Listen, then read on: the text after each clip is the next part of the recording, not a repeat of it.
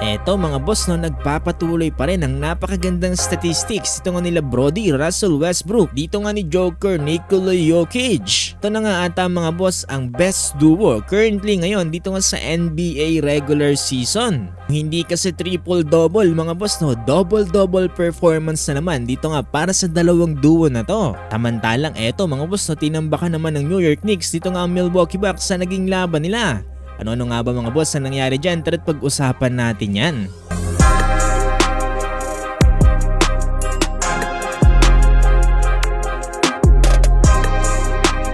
Eto mga boss dito sa naging laban ng Dallas Mavericks kontra nga dito sa Denver Nuggets. Pero bago yan mga boss, baka gusto nyo i-check out itong napaka-solid na basketball shorts. 149 pesos na lang to ngayong araw mga boss dito nga sa Shopee, at kung pang hinihintay nyo, i-click nyo na yung link sa comment section.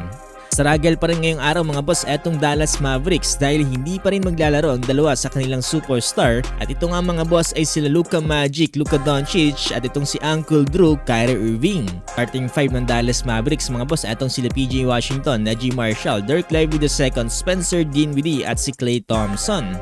Samantalang para sa Nuggets naman mga boss, Michael Porter Jr., Nikola Jokic, Brody, Russell Westbrook, Jamal Murray at Christian Brown.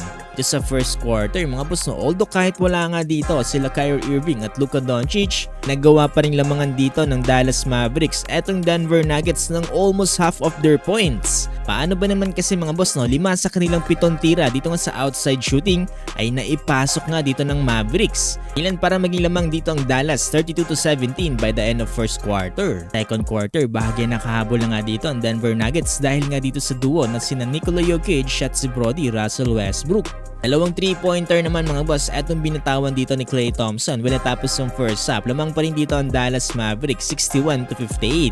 Eto mga boss no, dito sa third quarter, grabe ang alat ng mga tira dito nga ng Denver Nuggets, at nagpatuloy naman ang napakagandang shooting dito ni Klay Thompson para nga dito sa Dallas Mavericks. Dalawang 3-pointer ulit mga boss ang kanyang pinasok dito. Tek sa 10 mga boss ang lamang dito ng Dallas Mavericks, 89-79. Kaso bilog talaga ang bola mga boss no. Eto nagpakitang gilas dito nga sila Brody, Russell Westbrook at itong si Nikola Jokic.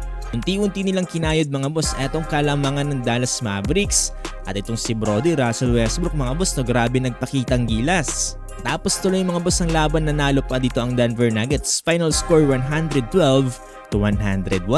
Another impressive performance mga boss para kay Russell Westbrook with 21 points, 10 rebounds at 7 assists. Etong si Nikola Jokic naman mga boss, 19 points, 18 rebounds at 9 assists. Another double-double performance na naman mga boss dito para sa dalawang duo na to. Grabe mga boss, no, akalain nyo no, talagang ang Denver Nuggets na talaga magpababalik dito nga sa laruan ni Brody. Ngayon ay nasa ikatlong win streak na etong Denver Nuggets dahil sa pagkakapanalo nila ngayong araw dito nga sa Dallas Mavericks. Samantalang tinalo naman dito ng Knicks etong Milwaukee Bucks sa final score na 140-106. Eto nanguna nga dito para sa New York Knicks etong si Jalen Brunson with 44 points, Karl Anthony Towns 30 points. Ito naman para sa Milwaukee Bucks mga boss no, Giannis Antetokounmpo 24 points.